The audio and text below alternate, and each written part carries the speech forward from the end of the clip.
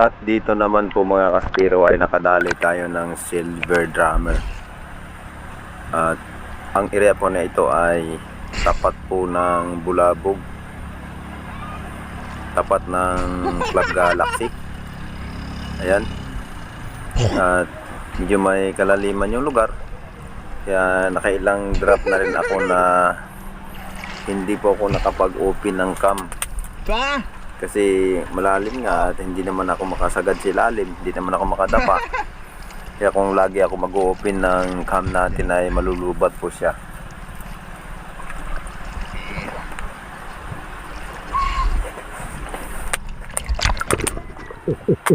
Kaya yun po ang resulta, hindi po na videohan ang pagpana natin. At sa pagkakataong ito mga kaspiro, ayun, nakapana po tayo ng hindi po natamaan, nahulog lang ang shop natin. At ito, dahil sa nakailang beses na tayo mag warm up, ayan, nakapag-drop na tayo sa ibabaw ng bato. Napakataas po ng parang isla. Ang bato na ito, may kalaliman po siya pero mataas po yung bato, kaya dito po tayo nag-drop sa itaas. Meron pa akong nakitang Maori Shepherd na napakalaki pero hindi natin napana din dun sa may dulo. Hindi po siya lumapit. At ito, ilang beses na paikot-ikot sa akin ang malikot na mga bluefin. At ayun, na-target natin yung isa. Sapol mga kaspero, nadali natin yung isang bluefin.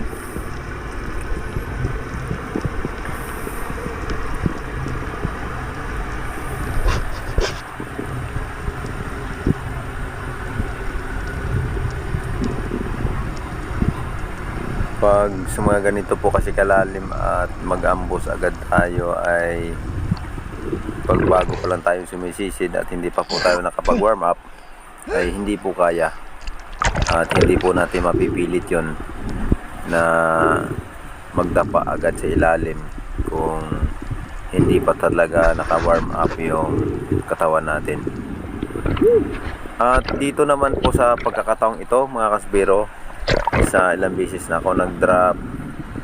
At dito po pagdating ko sa medyo mababaw na ay nag-ambush po ako na hindi ako nakapag-open ng cam kasi parating yung mga pang-island hopping na big boat. Tatlo po yan.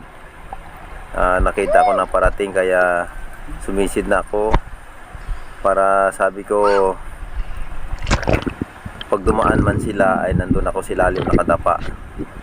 Pero habang nandun ako silalim at nakikiramdam ako sa sobrang ingay ng tatlong nag-island hopping na bangka na dumaan, ay ayan ang resulta mga kaspiro. May lumapit na isang great barracuda. Ang laki, 10.5 po yan mga kaspiro. At paglingon ko kasi sa gilid sa dumaan, paglingon ko ay nandiyan na siya, mabilis ang lumapit. Wala, no choice tayo mga kaspiro. Wala na talaga tayong chance na mag-open pa ng cam. Gagalaw pa yung kamay ko para mag-open ng cam natin. Wala, hindi na siya hindi na lalapit. Kaya ang pinakadabis na lang na desisyon natin ay panain lang siya. Di bali wala tayong video sa pagpana, basta makuha lang natin siya. Ayan mga kaspiro, ganun talaga.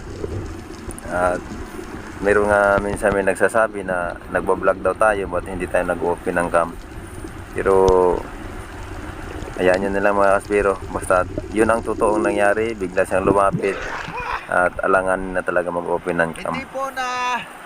Hindi na naman po na videohan ang pagpana kasi basta hindi talaga paliwanag na naman. Ang importante na pana natin mga kaspiro. Buhay po.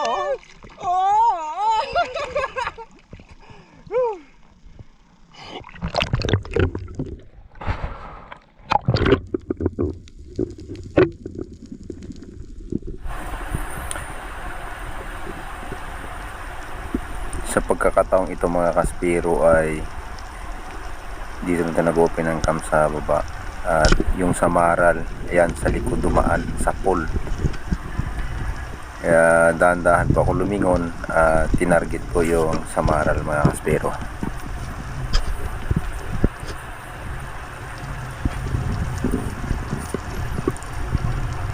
Ayan, nadali natin.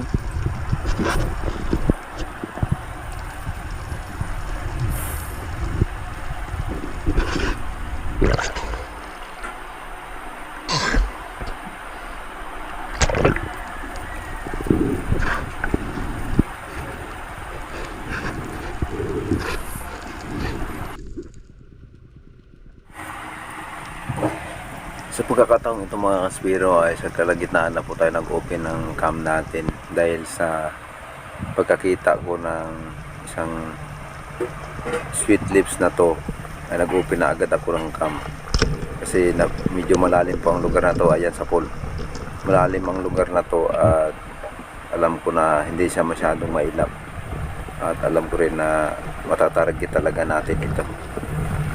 Ayan mga kaspiro, nadali natin malaking sweet lips. Isipin mo yan, 3.2 kilos po yan mga kaspero. 3.2 sweet lips, laki. Hindi ko nga po namalayan na si Master Gabi pala ay nag-drop din siya dito. Nakita pala niya ako pababa kaya sinundan ako ni Master Gabi. At ayun, nung napana ko ay tinignan lang niya ako. Ay, kaya pag-ahon natin ay nagtawanan na lang kaming dalawa kasi ako po ang unang nakapana mga kaspero. Ha? Bilpinit ra?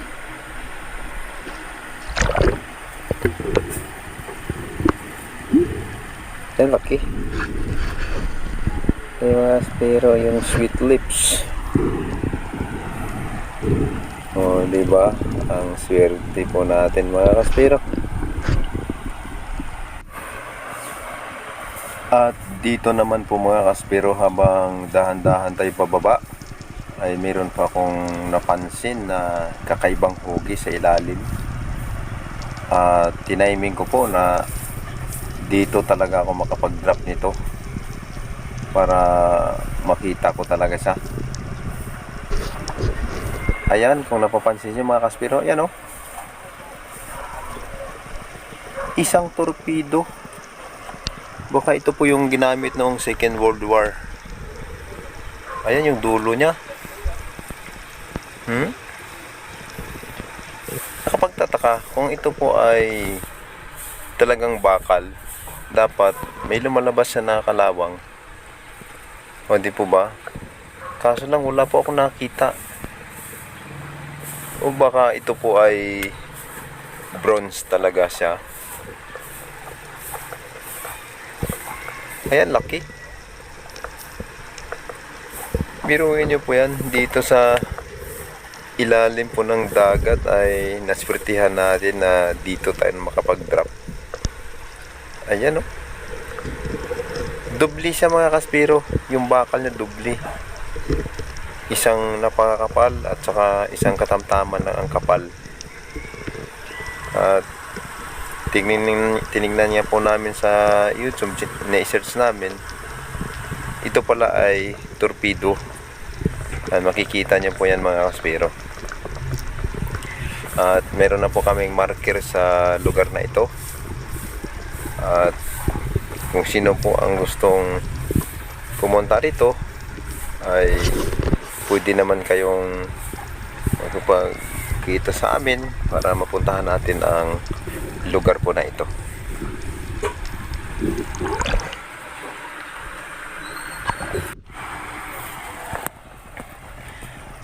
Ayan po, habang dahan-dahan po tayo pababa, parang wala halos tayo makita. At nung nakapag-drop naman po tayo sa baba na mga kaspero, ayan na, simula na nagsilapitan yung mga unicorn. Sari-sari, ang dami pong isda mga kaspero. Ayun o. Ang daming darag-darag, ang daming dalagang bukid, ang daming unicorn, mayroong malalaki at maliliit. Iba't ibang klaseng ori po ng isda mga kaspero. Ang dami. Yung mga unicorn po na nakikita natin ay mga good size na po yan. At siyempre, pag sa ganito po kalalim, medyo nag-aantay-antay pa tayo saglit, baka may biglang lumapit na luyaw. Pillaging na tatargetin natin. Kaso nga lang mga kaspero, ay wala na talaga at mauubos na yung hangin natin. Ay, kumuha po tayo ng isang unicorn fish para hindi naman masayang yung pag-drop natin sa baba at mayroon tayong madala pataas.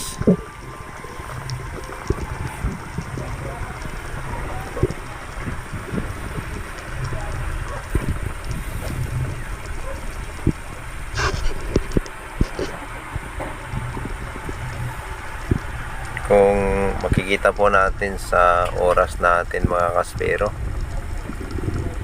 ay halos 2 minuto. Ayan, sakto. Pinatulan mo Saktong na. 2 minuto po ang oras natin. Ang ganda kasi.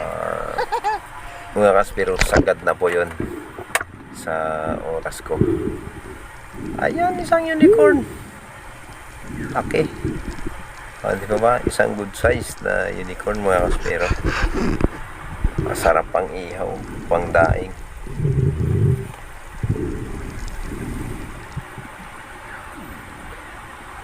At sa pagkakataon namang ito, habang dahan-dahan tayo pababa,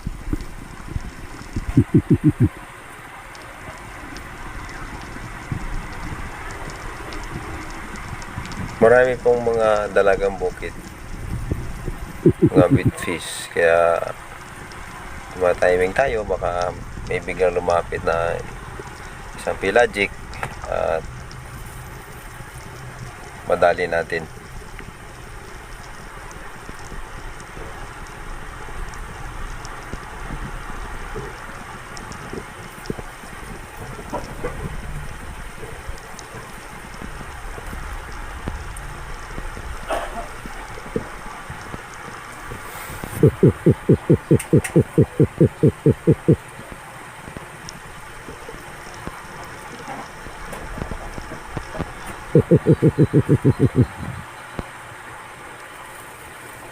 Ayan mga kaspero, 1 minuto na tayo sa ilalim pero hindi pa tayo nakapana.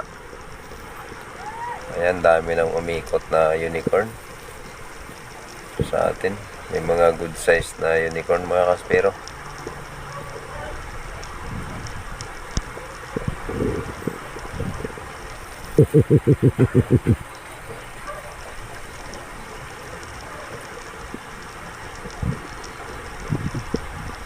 Kung napapansin nyo mga kaspero, migit na tayo 1 minuto at kalahati sa ilalim, hindi pa po tayo nakapana. At dahil sa walang malalaki na lumapit, ay ito, tumarget na tayo ng isang unicorn sapol. Bago natin napana ay kulang-kulang 2 minuto na ang oras natin. Sobrang pag-aantay natin na tayo po ay nagbabakasakali pa na makadali ng luyaw.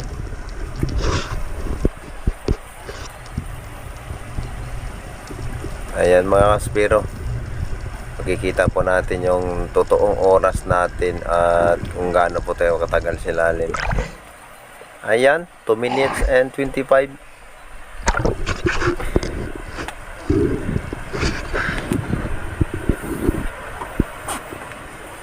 Isang unicorn fish ang nadali natin. Wako pa subtira. Sa? Mga kaspero, nadali ni Master Dodoy. naman kung tambok ni Wang bago mo pinana. Pag bano na nga tambok ah. Sundo yun ah. 10 point. 5. Isa lang. Isa lang. Big fish. Ayos. Ay, bahol. Ay.